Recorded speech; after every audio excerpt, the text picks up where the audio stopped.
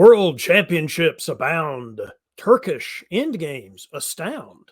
And how does King Tim sound? I'm David Hood of the Diplomacy Broadcast Network, and this is Deadline, DBN's monthly news program. Dateline, November 2022. For our feature story, there are 3 World Championship level events which just took place, are in the middle of taking place, or are about to take place. So let's dive straight into these headlines from around the world of diplomacy. At the 2022 World DipCon held recently at the Carnage Tournament in Vermont, this face-to-face championship was won by Dan Lester from the United Kingdom. Lester had come in second twice at World DipCon in 2009 and 2014, and had also run the event himself in 2017 when it was held in Oxford, but he had never before taken the top prize. Coming in second was 2021 Diplomat of the Year Peter McNamara from Australia, and then Peter Jurgen from Pennsylvania took the third position. Tournament director David Maletsky put on a wonderful WDC, which was attended by enthusiasts from around the world of diplomacy. To watch the full coverage of all 4 rounds on the Diplomacy Broadcast Network, including an interview with the tournament winner himself, follow the link below. To further revel in the World DipCon experience, stay tuned for interviews from the event floor to be featured later in this broadcast. The 2022 Online Diplomacy Championship, which is essentially the world title for extended deadline play online, is in the process of getting its round 3 underway. It's being played on the Play Diplomacy website. British hobbyist Marcus Zylstra, known as Captain Meme online, is the tournament director for this yearly test of wills. Actually, it's bi-yearly test of wills between players from all over the world and from all major diplomacy platforms. Going into the 3rd round of the ODC, the current standings leader is Red Candle, with Tangian and the Flying Boat, i.e. DBN personality Karthik Kaneth, right behind at 2nd and 3rd out of the 69 players who have posted at least 1 score in the ODC so far. To follow the action, watch for updates in the forum section of playdiplomacy.com.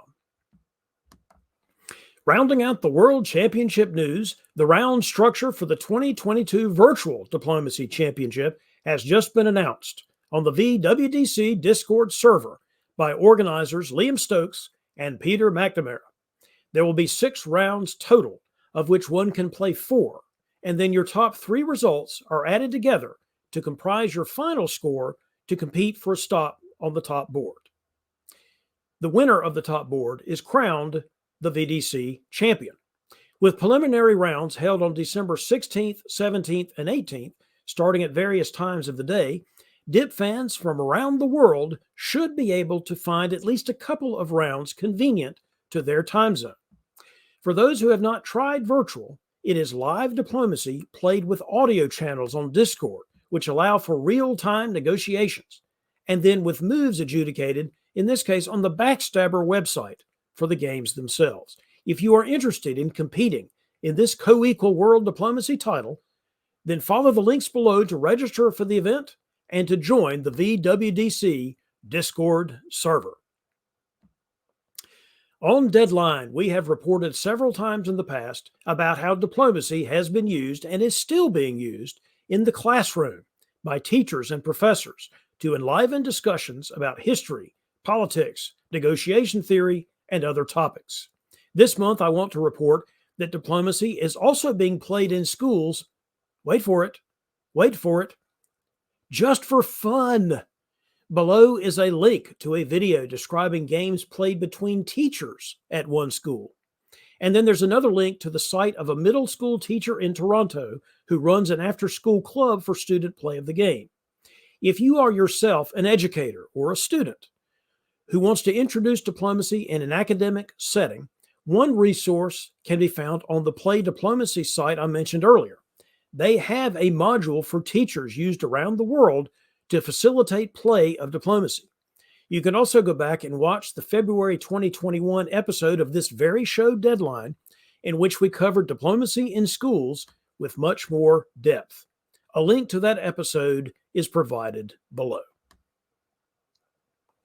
Now let's take a trip around the world of YouTube channels and other diplomacy content creators to report to you on the latest and greatest new diplomacy products from what we call our DBN Media Partners.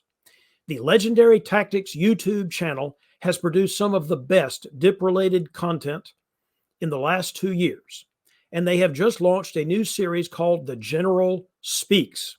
It uses articles from the old Avalon Hill magazine, The General, to discuss aspects of classic board games. This first episode focuses on how Russia can lose one of its home supply centers and still be a viable power in a diplomacy game. Also on YouTube, Florida Man has completed his series on the play of Turkey by describing endgame positions from various Turkish solos on play diplomacy to analyze what went right for the Turks and wrong for everyone else. And finally, Amby and Kaner of Australia's Diplomacy Games podcast just released their episode 113, in which they discuss one hobbyist proposal that the V Diplomacy platform consider a merger with Web Diplomacy in order to build a more stable avenue for the online play of variants. You can find links to this content below, as well as on the media page of the North American Diplomacy Federation website, thenadf.org. Even though the 2022 World DipCon is now in the rearview mirror, we have other face-to-face action happening now, this month, and other events about to happen in early 2023. By the next episode of Deadline in December, we should be able to report on the 2022 Bangkok Open, being held November 26th and 27th in Thailand's capital. This is a test run for next year's World DipCon to be held in the same location in August of 2023. Also, the Italian National Championship and the French National Championship are being held in November, so we'll report on those results next time. With no face-to-face tournaments in January, Cascadia on February 4th and 5th in British Columbia is next on the face-to-face schedule, followed by TotalCon in the Boston area February 24th through 26th. More details on these events with registration links should be available in that next episode of Deadline. The next to the last game day for the Virtual Diplomacy League featured 3 games on November 12th, covered in detail on our League Night show right here on this network. In one game, Mikarlis Kamaritis took a commanding 14-center board top as Russia, while the others ended with board tops by Jelty Kuiper as France and Ian Rudnick as Turkey on their boards. A link to our coverage is provided below.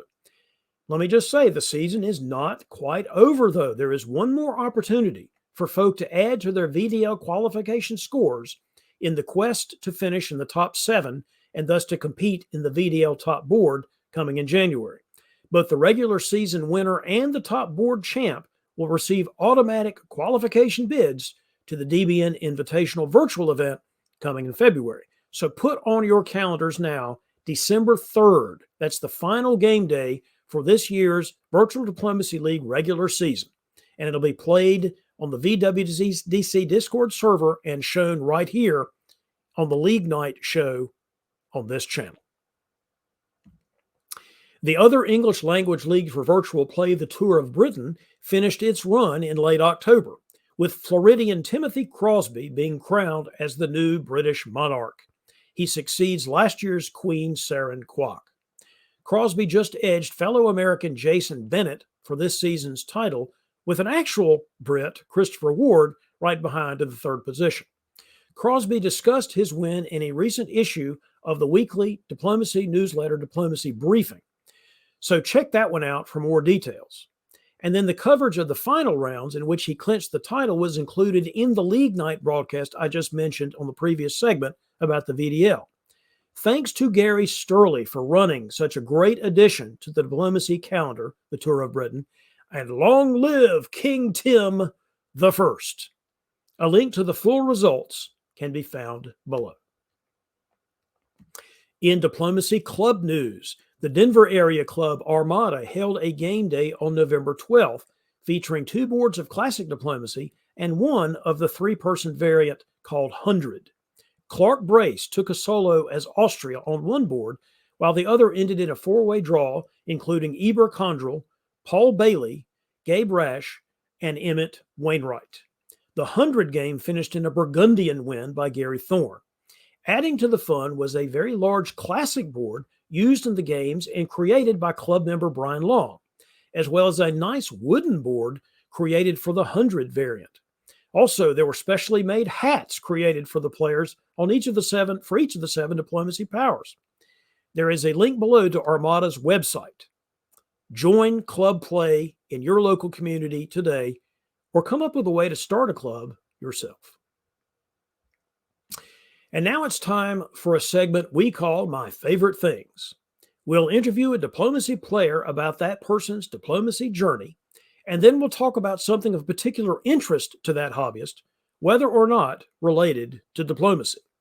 This month, we talked to DBN personality and Houston employment lawyer Ed Sullivan about his recent experiences, both at the United States Supreme Court and at the 2022 World DipCon. Ed Sullivan, welcome once again to Deadline. Thank you. I think I'm your most popular guest, David. Is that we agree with that?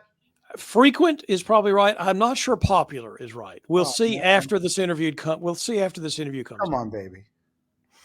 Ed, we are here to talk about one of your experiences outside the game of diplomacy. This segment we call My Favorite Things. We're looking to talk to, diplomacy hobbyists about something else besides diplomacy, typically. I mean, sometimes we talk dip. In this particular case, I really wanted to bring you on because of some recent experience you had in your professional life. Before we do that, though, tell us a little bit about who you are, where you are, what your diplomacy origin story is, just for the folks that may be watching, seeing your face for the first time for some reason. I'm sorry you have to see my face for the first time. I have to see it every day. I'm a lawyer in Houston, Texas, a father of 3 children. I played one game of diplomacy during a day, David, that might be important to you, which was the Duke Kentucky game. I don't know who you're rooting for that. 1992, I think. That was the Christian Leitner shot. Is that, remembering that correctly? There's 7 guys, and we were rating around for the game, and they saw diplomacy, and we started playing. We didn't finish, shockingly enough. And then I played in law school a little bit, about 6 or 7 years later, via email, when email was just coming online. And then I kind of started on Alt Diplomacy Net, which was what we call Usenet for a bit. But, life gets in the way. I got married. I had children. I couldn't understand why. My wife couldn't understand why I was talking to someone called Turkey and getting all upset about it. So I, raised a family for many years. And around 2019, pre-pandemic, I remember looking at the GUI of diplomacy over the years, and I wasn't that impressed with it. And but basically at that time, my wife told me I needed a hobby because all I did was really work. And I know that's hard to believe for the people who know me, but that's literally all I did. And a little golf, but it takes too long. So get into a slightly shorter hobby of diplomacy. And I started up in Nexus on the press leagues there for a while. And then the pandemic hit, then virtual. And now, because of your encouragement and the encouragement of others, got involved in face-to-face. And, I like all those forms of diplomacy, all 3 of the major ones, press, virtual, and face-to-face. Well, we're just thrilled to have you in the face-to-face community. I'm just telling you. I know you are thrilled. Yeah, no, I'm a value add for sure. Mostly because, my results between 10 and 20 are helpful for the winners. That is one way of looking at it. I was going to say your personality, but if you want to keep focused on your results or lack thereof, that is not my issue. I'll get there one, David, but that's the point of diplomacy and life. It's true. Well, you got somewhere, and by somewhere, I mean the U.S. Supreme Court in Washington, D.C. recently in your professional life, representing someone in a case. I don't want to get into all the nuts and bolts of the case, but just tell us a little bit about what that experience was like. I never thought I'd be there. Is the first thing to say. Uh, you know, I I was not a good student. I was a good test taker. That's I had a good SAT. I had a really good LSAT, but I graduated the University of Texas with a 2.8. I graduated law school with the same GPA of a 2.8. I lost my scholarship, but I viewed law school kind of like I view diplomacy in many ways, right? Which is get to way to know people. And in many ways, those relationships that I made in college and law school have been just as valuable to me as getting a B as opposed to a C, or one of those really rare A's for me. Um, and I had, I have a, just a regular practice of law here in Houston. I've done well as a lawyer. Really, really enjoy it. I don't actually admit that all the time, but I really like practicing because it's what I'm meant to do. And doing the thing that you feel like you're meant to do is very satisfying in terms of work. And it was just a rare thing where I represented one person in a case that then and now I view to be uh, easy.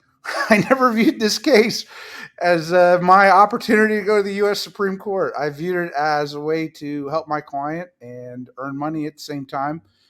But it's, some would say dragged on. Maybe I would say dragged on sometimes, but it's certainly been prolonged. It's been 6 years.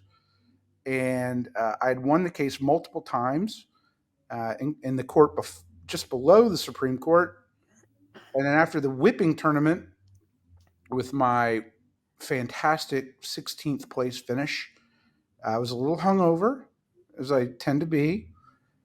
I was on the airline. I somehow woke myself up to get to the airport 7 a.m. in California, sitting on the plane, and I get about 40 emails, congratulations, and telling me. And since I had won it already, I was not feeling in a very good mood. In fact, I asked the United stewardess, "Can I please have a drink?" And she goes, "It's 7 a.m. in the morning, sir." And I'm like, "I'm going to need something." Yeah, those congratulations for you to have the opportunity to go argue in the Supreme Court and have a case in the Supreme Court. You can understand why people would say that, but I'm assuming that took over your life for a while. It did.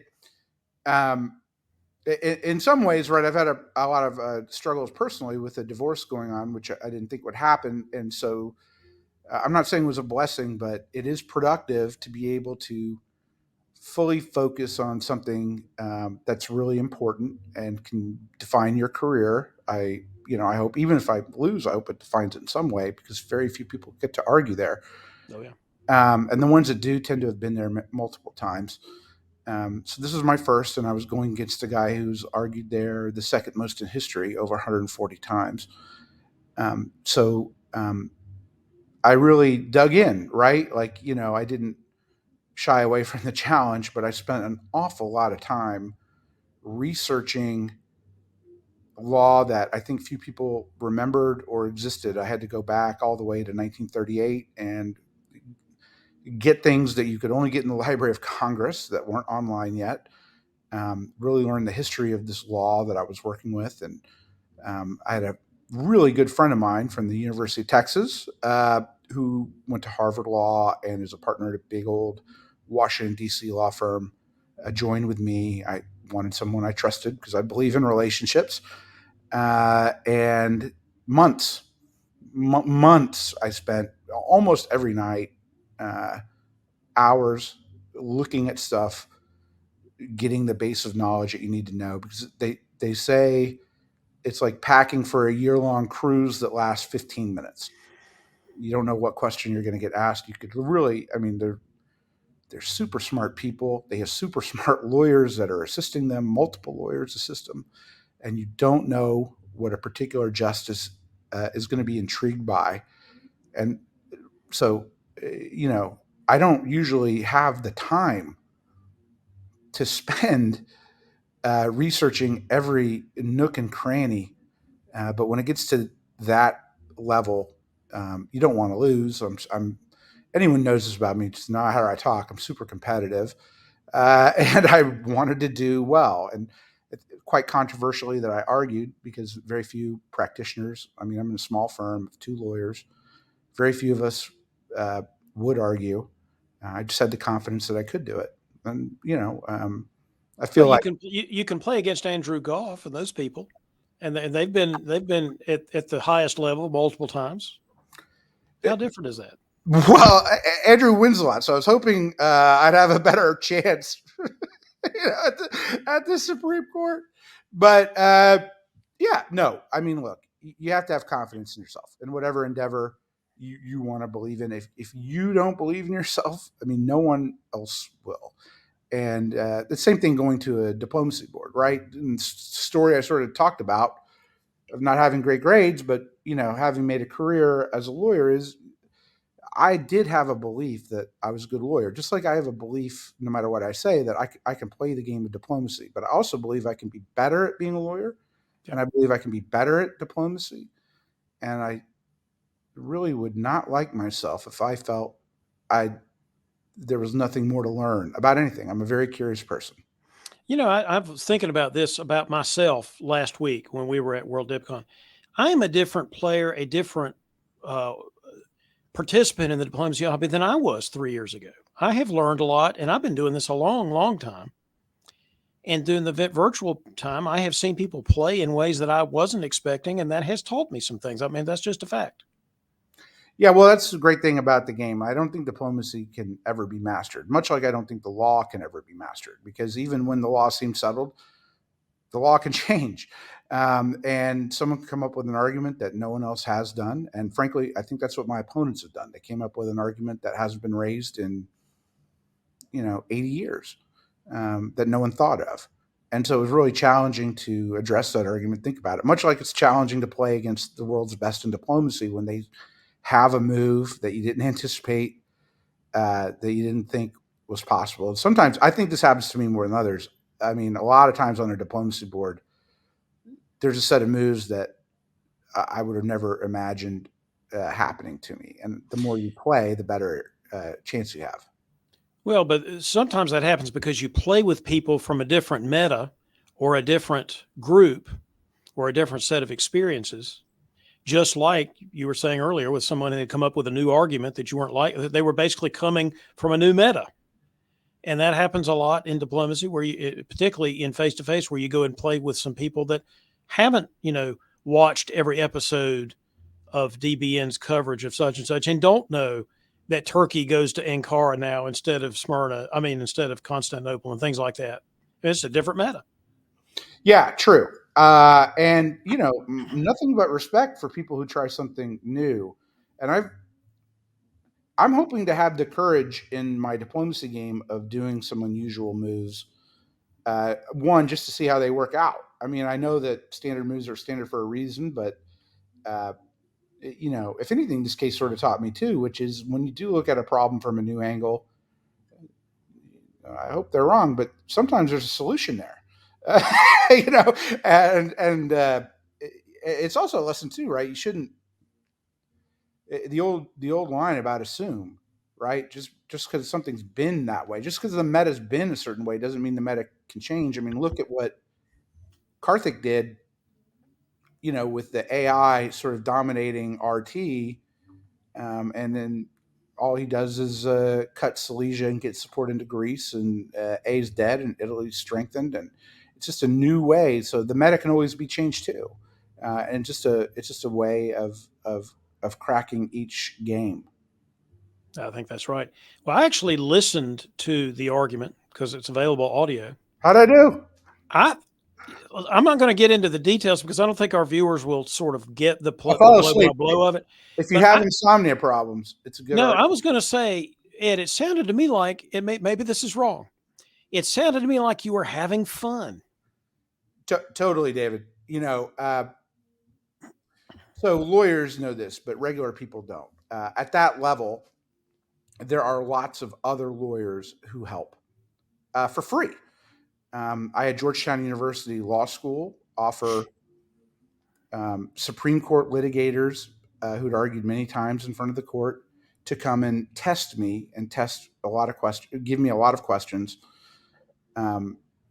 Frankly, tons I hadn't thought of. And I had 3 other law firms do the exact same thing with experienced and frankly well-known advocates that I don't have permission to share with. But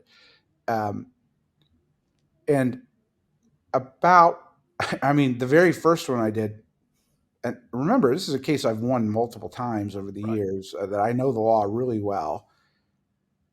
I was so beaten down, so humiliated, at least in my own mind. And one of the lawyers asked me when the argument was, and I said, it's in 9 days. And he goes, I don't think you're going to get there. That's what he told me. He goes, I don't think you're going to get there. And he wasn't doing it to motivate it. Actually, he said, just go have fun because I don't think you're going to get there. And that's depressing to hear. I spent many days being depressed there. But then you get in the building with the marble and everyone. And I'm like, this is the only time I'm going to do this. This is it. And if I can't be myself, you sent me a text too. I said, David, all I know is how to be myself. And you said, that's what you go with. And and that's what I went with. I was just like, they're just regular people. Sure, they're super smart. They may like my case. They may not. I hope they're just curious about it and didn't come in with preconceived notions. And I got to be me. I got to just say what I wanted to say. Of course, I wanted to say a lot more, but I only have 20 minutes. You sounded on the audio like Ed Sullivan. And I said, I think I did say, Ed Sullivan, being Ed Sullivan is what got you to there. That's right. So why not be Ed Sullivan when you're there? And it sounded to me like you were. Yeah, no, totally. And you know what? It's the same thing in diplomacy, which is, I told Saren this a long time ago. You cannot fake sincerity. You either have it or you don't. If you try to be someone different on a diplomacy board, you are not going to have a good game. It doesn't mean if you're yourself, you're going to have a good game because nothing's guaranteed, either in the law or diplomacy. But it means that you don't have a really good chance without being yourself. I believe that. David, I know you've tried over 200 cases, and I've tried lots of cases, well short of 200, but my fair share. You can't go in front of a jury and pretend to be someone else either. They can smell it. And so it was just me. And I was up there and I was having the literal time of my life. There, I enjoyed it. I knew at the time I was enjoying it. And that's just a great feeling. That is a great feeling. When you were at World DipCon last week, did you enjoy it? And did you think at the time you were enjoying it? Every moment. Every moment. You can't, and trust me, I want to win. I want to win really badly. I want to win way more than the people who say they want to win badly. You can't look at how much I've invested in this hobby over the years and not really think that about me. And that causes me to do some things that are kind of against my personality. I don't want anyone to feel bad about a game. That makes me feel bad. But I don't begrudge anyone attacking me on a diplomacy board. My day, I really had a tale of 2 boards at WDC, right? Like our tale of 2 days. First day I was in 3rd place. And man, that felt good. I felt like everything I was doing was just right on the money. Day 2, not the same experience at all. Just a slugfest, and then an elimination. I think I've only been eliminated 4 times in 4 years. I am really hard to knock out of a game. I mean, just as a fact. And I was just sitting there laughing with Peter McNamara, who eliminated me. Because I'm thinking to myself, I'm playing with Peter McNamara. This is awesome. And even when I told him that, he didn't believe me, right? But I'm telling you, that's the truth. The real truth is that even when it's down, like, it is a fun game. I play it because it is fun. I like the people I play with. I don't think they don't like me personally. It may feel like that at some points, and I think other people may feel that way about me when I play with them. And that's not that's just not how I operate. When I'm playing and winning, I'm operating to win, and it doesn't really matter who's next to me. It's when I'm losing. Yeah, I might put in the memory bank who did it, but I view it as a challenge to do better the next time. Right, the next game I have with Peter McNamara to somehow try and tell the computer I'm not a BS artist all the time. You keep trying that. Well, let me talk about one last thing before I let you go, which is we're going to show some of your back channel videos on in this episode of Deadline later in this episode. I wanted you to give us just a flavor of what it was like to be there. We're going to see some of that flavor with the interviews, but in terms of being there, not just necessarily your play, but what was it like to be there with all these other diplomacy aficionados? One is there's a energy, and this being my fourth face-to-face tournament, I would say the first two or three, it was just a pleasure to meet people for the first time. You know, whether or not they were, legends that I had never played with because they didn't like virtual, but I knew their names, or people I had heard their voices or seen, their avatars on Discord, but never actually, met in person.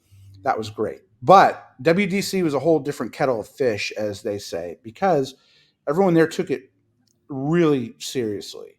And okay, I mean, it's hard to admit, right, David? But we are fans and enjoy playing a very obscure game that only few people know about, and even fewer enjoy because they're sane human beings. And to meet people who have this common interest that is so outside the mainstream, and to see that they take it as seriously as I do, it's a fantastic experience. You can tell I'm speaking slowly now because it's I can't fake the sincerity, and so uh, it was just a wonderful time. And I really, honestly, I mean this from the bottom of my heart.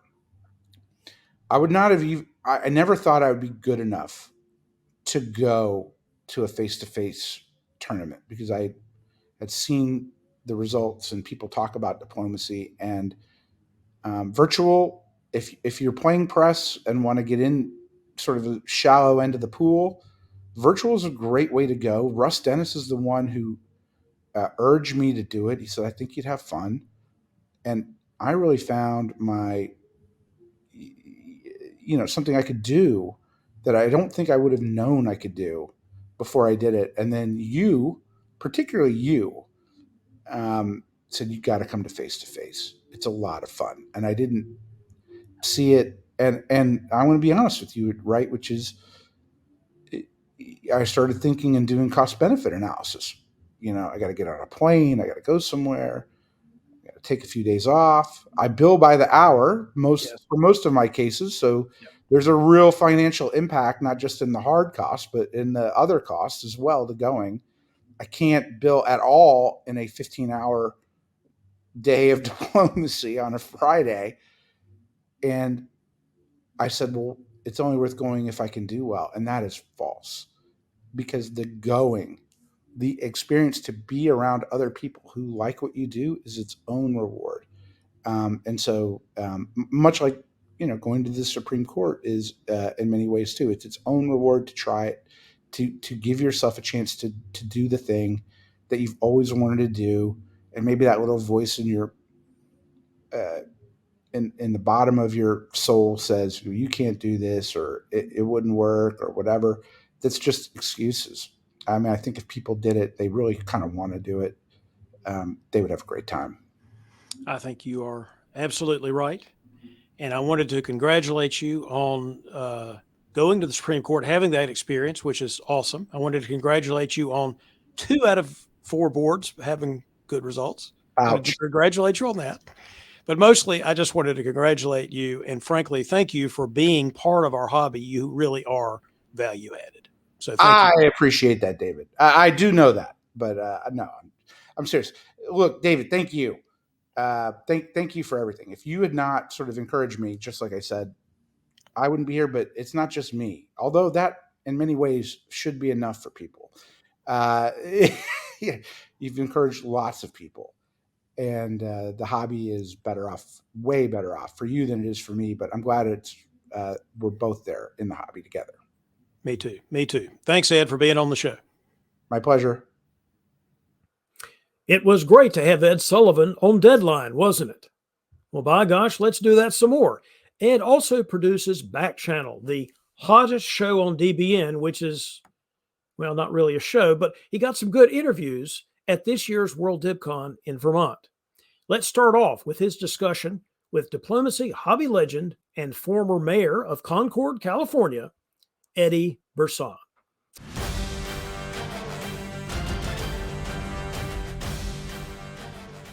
Let's go. Welcome to Back Channel, the hottest show on DBN. We have the man, legend In the person. of diplomacy. And who are you, sir? Because Gee, I'm get up. talking about myself, obviously. Oh no, you can't be that. You know, after all, who's the focus?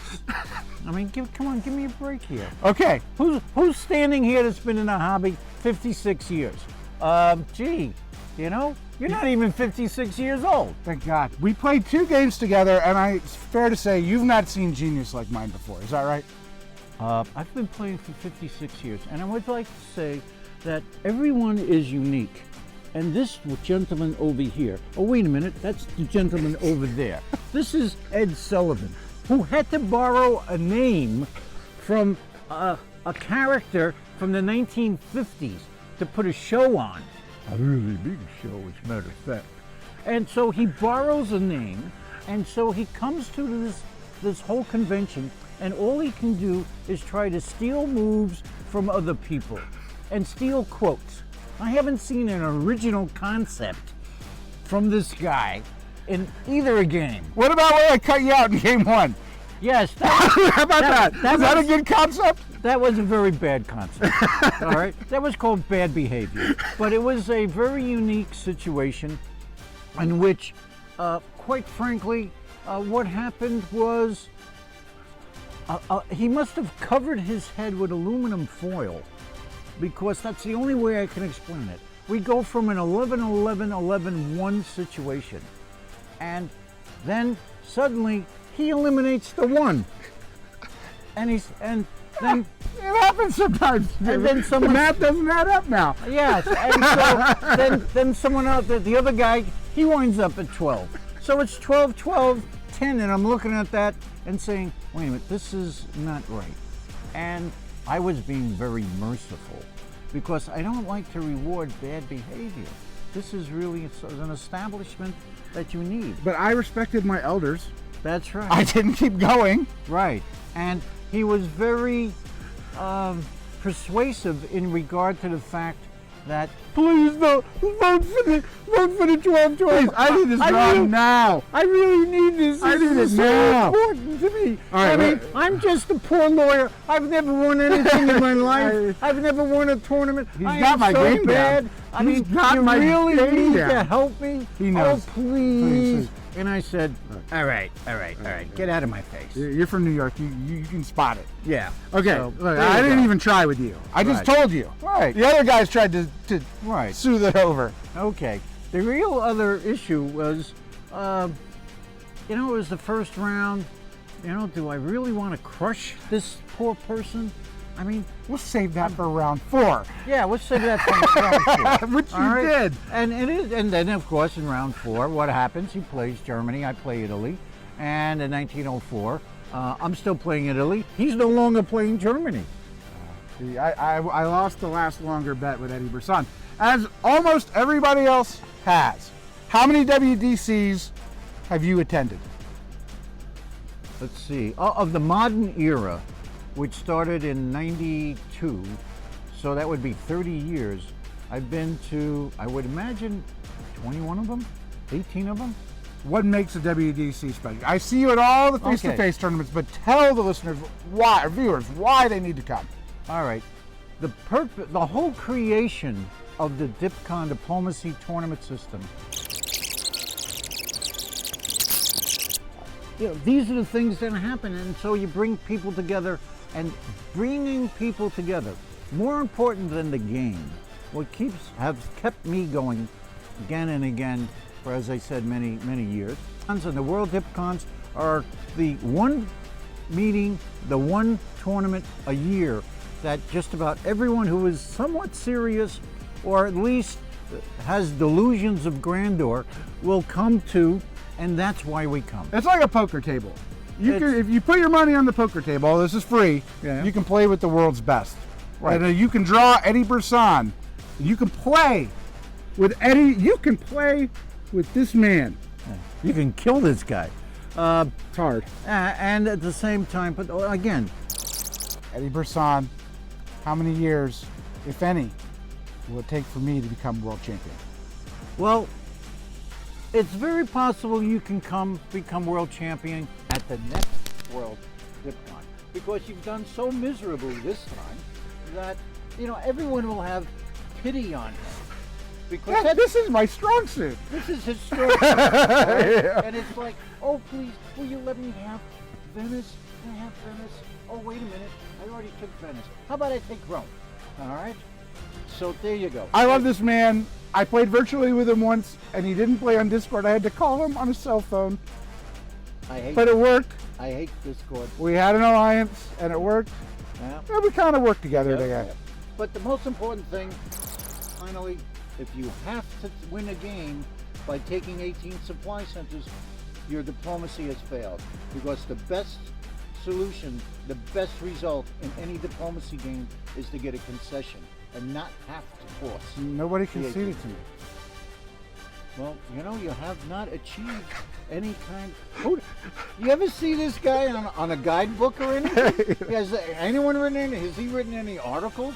Well, you know, he has to learn, and so someday he will learn and actually achieve that mantra and have a concession thrown to him. You heard it. It's going to happen. Eddie Brisson, you've honored our show. You're far too sophisticated and classy for it. Thank you. I enjoyed every second I had with you. Okay. And I hope to have another at the next tournament. Right. Thank you, sir. You guys be there.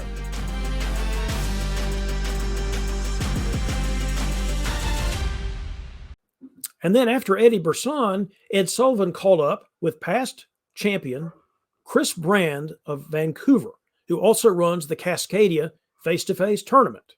Take it away, Ed and Chris.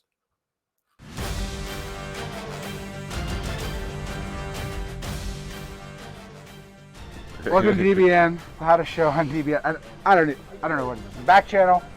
Look, it's been a long day. It's been a long 2 days. You know someone who made it longer? Former, and never to be again world champion, Chris Brand. Welcome to the back channel. Thank you, Ed. It's nice to be here, I think. Okay. So far, it's nice. Look, I promised you that I would name your children after me, or my children after you. I gave you many promises. Actually, I think it was pretty much that you promised me you would name my children after you. You gave me nothing in return. A day of hell, brought to you by Chris Brand, sponsored. Okay. Why do you hate me? Well, there was that time when you put your feet into the Ionian, which I'm sure you remember, and then proceeded to completely gut me. Look, people say diplomacy players, oh, it's all about the bar after the game, and things go away. This man is talking about something that happened 2 years ago. But I think that was our only game that we played before. so my total experience of Ed Sullivan, in terms of as a possible ally or possible foe, was the yes, he will lie to you and then horribly take advantage of you and then kill you. So, you know. This is my show. You know you're defaming me on my show. You're defaming me. So sue me. All right, look. In Canada. I'm done. I've got no chance. Common law. All right, look. Let me tell you something. This is what I don't understand. And this is a cathartic show for me. It's supposed to be funny. Okay. You've broken my heart. You know, I have nothing left to give. But it's okay. The first time you got me, I could do it. Second time, you actually thought Peter McNamara would be a better working partner than me. I mean, bear in mind, I'm Russia, you're Germany, and Peter's France. It is not easy for me to attack Peter when you're in the way. So I had to obviously get you out of the way first, and then I could attack Pete. Which you didn't do. Simple mechanics. I attacked him. I tried. He's better than me. Did you? Look, I told poor England when Peter started attacking me with him. I said, "Look, I'm going to tell you the truth. The truth is, you're not going to be able to handle Peter, and even with me, we're not going to be able to handle Peter. But we can play a little longer. What are you doing?" Yeah. Peter's very good. And yet, all that work, all that effort for a magnificent 9-center shared board top. Yeah, and that's my fault. I should have finished ahead of Peter, and I messed it up. But I should have finished on 10 to his 9. And I think everyone who was still alive at the end of the game. I don't agree. I wanted the most mediocre result possible. There was one particular turn when I basically messed it up, and I lost the center as a result of it. That brought me down to the same level as Peter. So, all right, I'm going to ask everybody what makes WDC special. I've actually noticed an energy that I haven't seen in the others, and the others have been great. Yeah. Oh no, WDC definitely has a different feel to it. There's usually more travelers from like worldwide rather than. I mean, we've got a couple of Australians here, we've got a couple of Europeans here, but it's actually not a particularly great WDC from that point of view. Yeah. You've been. Go ahead. But there's the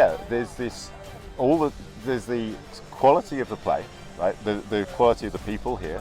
Like, I played 4 rounds of diplomacy, and every single board I've sat down and I'm like, well, I don't see how I'm going to solo this one because you need those people you can take advantage of, and the quality of play is so strong here that they're just not there. Except for one player. They're just not, and sure enough, there's been no solo so far anyway. So the night is young. We have one game I think still going on for 15 hours.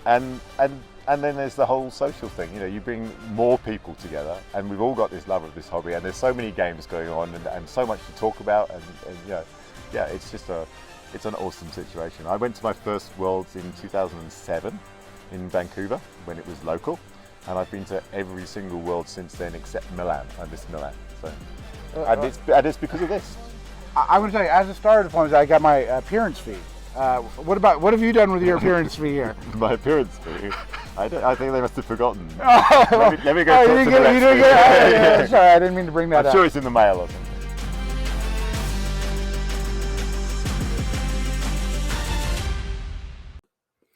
Ed was also able to check in with tournament director of this World DibCon at Carnage, David Maletsky, and his hat.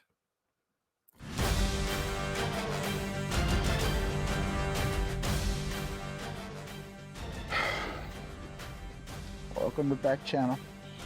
Tragedy has fallen. Tragedy has befallen the event. You're in a fantastic event. Thank you. But first of all, my appearance fee check bounced.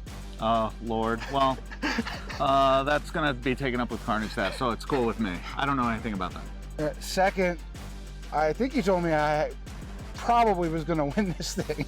I mean, I told you is you were locked for second because Katie was going to win, which is also false. Okay, look, it may not have been my weekend, yeah, but I think it may have been the hobbies weekend. I think it really was like I've only been in one tournament ever, I think, that had the quality of play present this weekend. It was unbelievable. Every board was difficult, except for the easy ones that I had.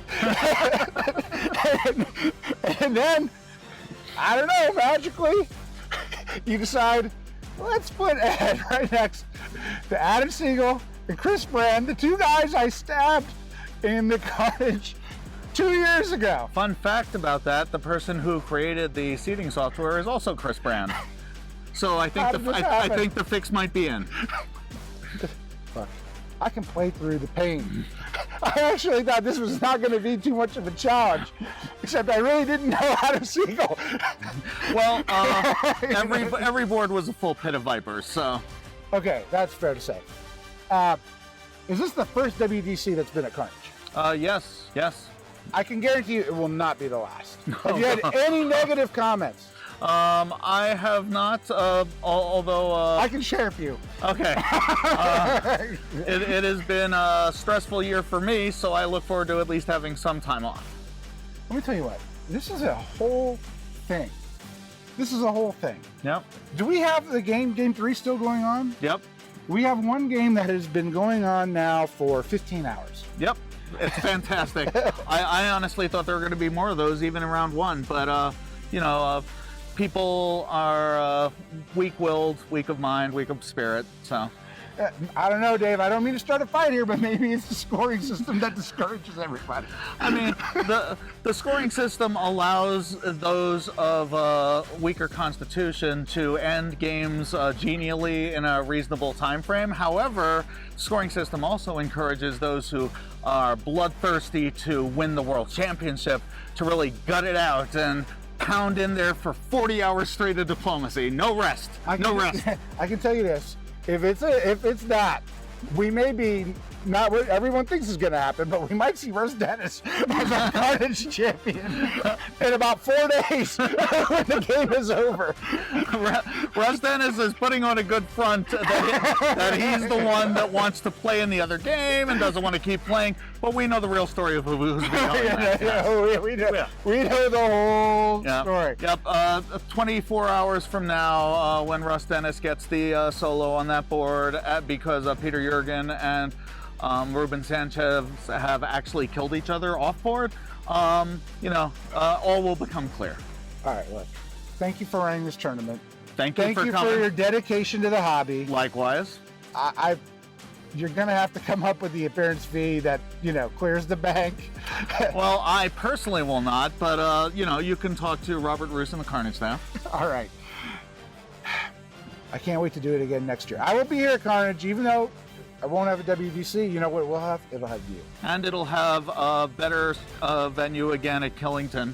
And we'll be going to the Foundry, which is a wonderful restaurant where we can all sit at the same table, even a gigantic table. It's kind of like a steakhouse with other stuff going on, really, really good on Thursday night. And then it's the same setup with all the spa and everything else. And at that one, Katie Gray will win. Yes, and at that one, I think the reason you might not have performed up to your expectations is that if you spend more time on the front end, get here earlier, go in the hot tub in the steam room, that's the path to victory.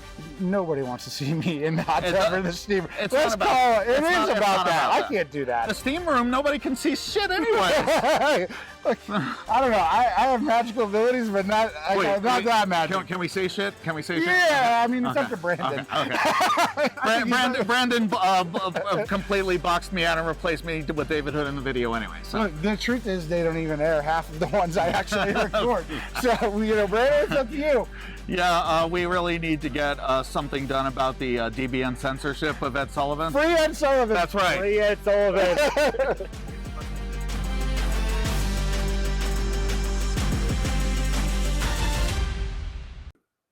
And then finally, let's see how he did interviewing some old fella from down Carolina way.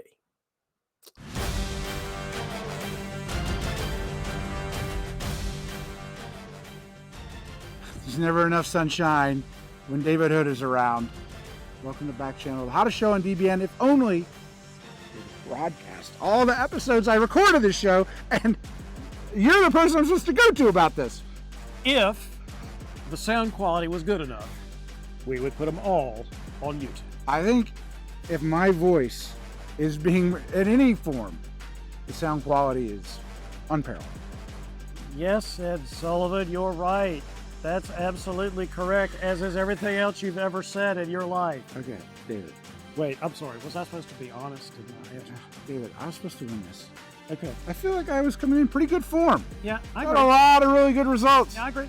And after day one, I don't know if you looked, I was hot. You were. And then there's a phrase called "flash in the pan," where there's this boom, and then there's a woo, and the light becomes really dark.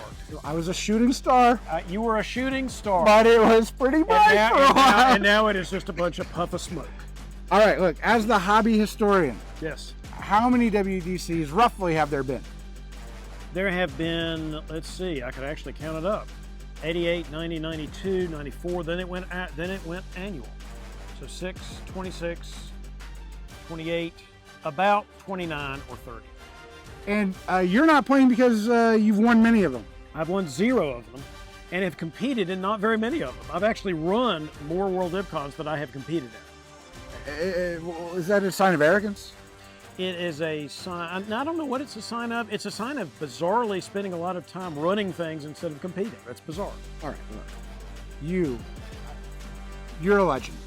And I'm not saying that just because you're old. I mean, you actually are a legend. And I'm old. Yeah, it's both. It's true.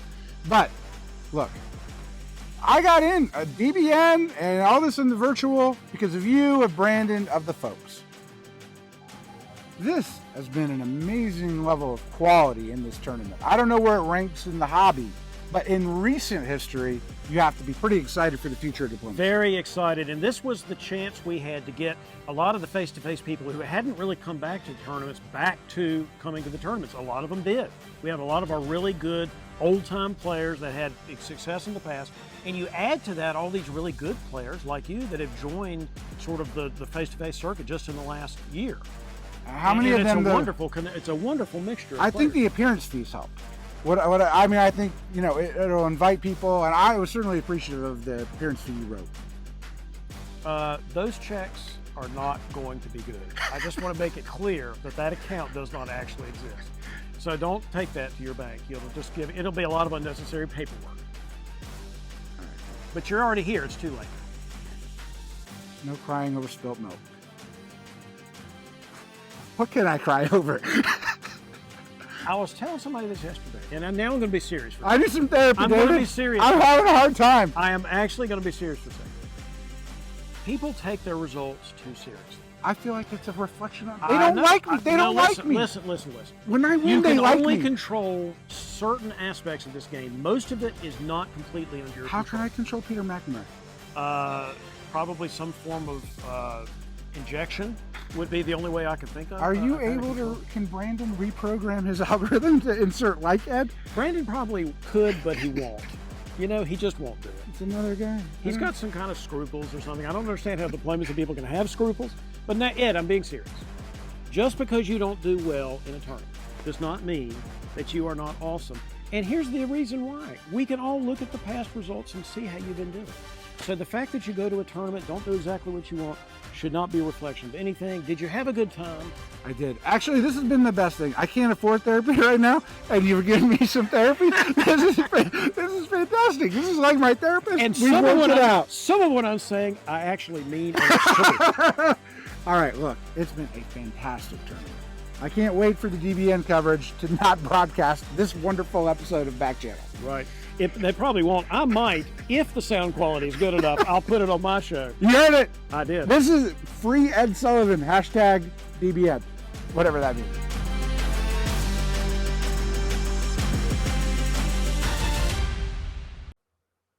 Thanks to Ed Sullivan's Back Channel, and thanks to all of you watching at home. We hope you have enjoyed this broadcast of Deadline. If you have news, ideas for features, or feedback of any kind, please feel free to send an email to info@diplobn.com, or you can drop me a line directly at davidhood@dixiecon.com. For our other broadcast offerings, visit our website at diplobn.com. This is David Hood signing off. I wish you brightness and bliss and, of course, Belgium.